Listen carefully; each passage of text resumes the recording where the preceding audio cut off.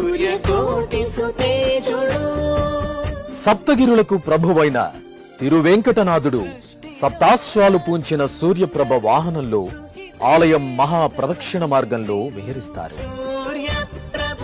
ఉదయ భానుని బంగారు కిరణాలు తిరుమలేసుని వజ్ర కిరీటంపై, వక్షస్థలంపై, శంఖచక్రాలపై, శ్రీవారి పాదపద్మాలపై ప్రసరించే మనోహర దృశ్యాన్ని వీక్షించండి. సంపూర్ణ ఆరోగ్యాన్ని పొందండి.